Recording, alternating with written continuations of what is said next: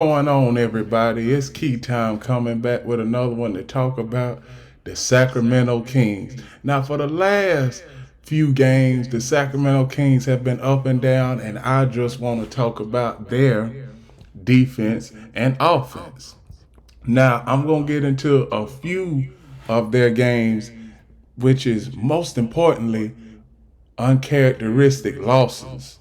Now, the one game that they lost that I was surprised that they lost, you lost to Detroit, which is a surprise to me because you allowed them to score 133 points against you in your house. So, one thing about that, now the Sacramento Kings are at the eighth spot in the West. And like I've been saying all season, anybody can come out the West, and it is amazing that you win 3, 4 games, you could be up at the top spot or at the last spot in the West. As of right now, the Sacramento Kings, they are still a young bunch. They exceeded everybody's expectations last year with taking the Golden State Warriors to 7 games. Now we see over the last 10 games they have been up and down. You've had De'Aaron Fox scoring 35, 40 points. Some of them are losses, and then others are wins. You need more cohesiveness throughout the entirety of the starting lineup. You need everybody for the Sacramento Kings. They need everybody on the starting lineup to average at least, I'm going to say at least 18 points per game. If you have everybody averaging 18 points per game on the starting lineup, the Sacramento Kings would be great instead of having somebody score 35, 40 points one game, and then the next game they have like a typical shooting night, having them score 21 or 22 points because everybody night after night ain't gonna be able to score 40 points a night. Now you see with De'Aaron Fox, some games like the game versus Chicago, he scored 41 points. The next game he only scored 24, and that was a loss to Cleveland. Then we see Dante Sabonis. He scored 30, and De'Aaron Fox only scored 27 points. So you see my drift here. You see what I'm talking about.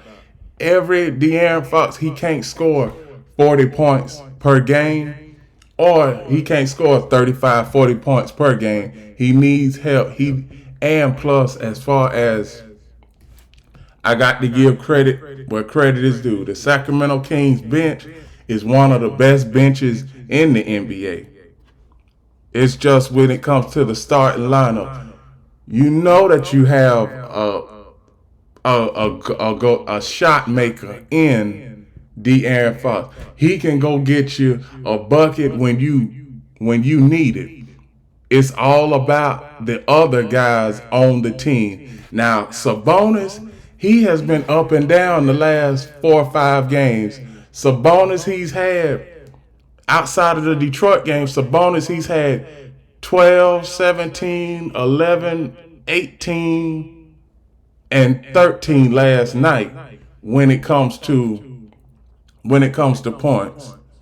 The only one that has really been consistent is the only one that has really been consistent in the starting lineup is De'Aaron Fox, and most of the offense is ran by him. But like I said, they got some go-getters on the bench too. Somebody that can go get you some buckets is Keontae Murray. He can go and get you some buckets. So when it comes to the Sacramento Kings, they still gonna make the playoffs. But one thing this year, I believe that they are going to win a playoff series, if not two. Whoever they get in the first round, I believe that the Sacramento Kings might win the the first round series versus the Sacramento Kings should go is 5 games. If not, whichever team that they have to go against, they might even sweep them the first round, because I see where the regular season is just it's just something to get you ready for the playoffs. It's basically the regular season in the NBA is basically just to learn how your players play for the playoffs. It's not about wins, it's not about losses.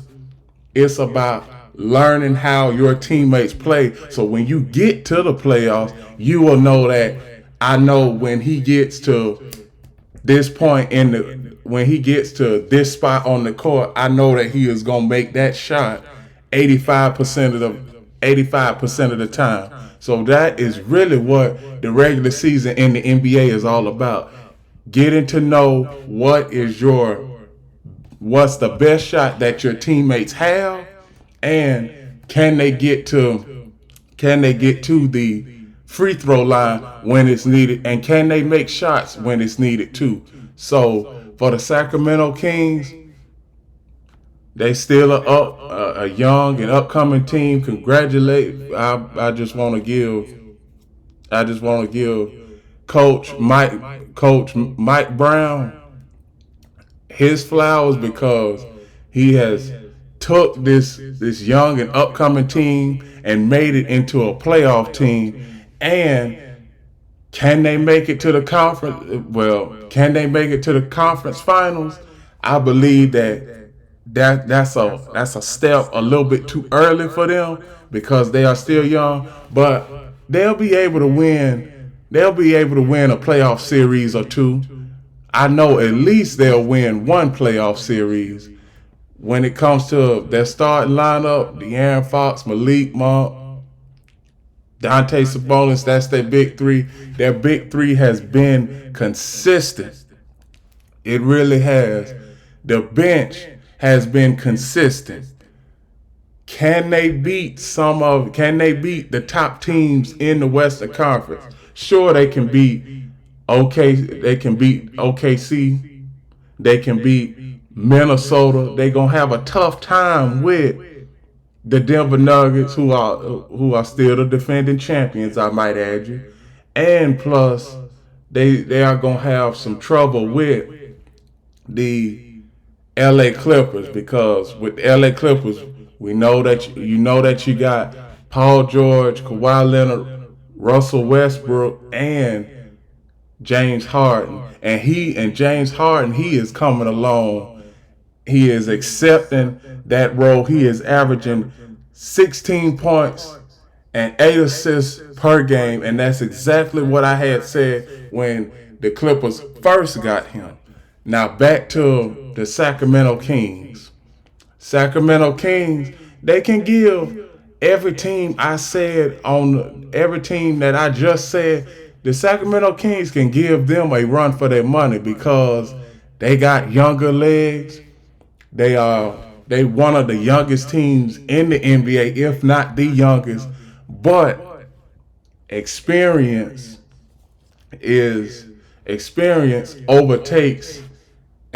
overtakes everything as far as a young team. Because when you get into a situation in the playoffs, and it is gonna happen, when you get into a situation in the playoffs where you are down 5 points, 10 points, with under 3-4 minutes left, and you need some timely shots to go in, can the Sacramento Kings deliver? We don't know yet. We seen a little bit of it last year versus the Golden State Warriors, and we are going to see that a little bit more this year, because the competition in the Western Conference this year is more stiffer than last year.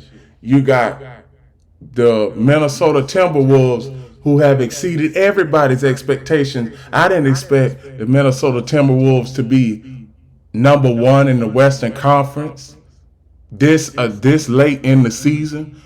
I expected Denver to still be number one. Now, the Denver Nuggets, they are at the number 4 spot. does not mean that they can't get the number one spot. This is the All-Star break. This is All-Star weekend that we are about to go into.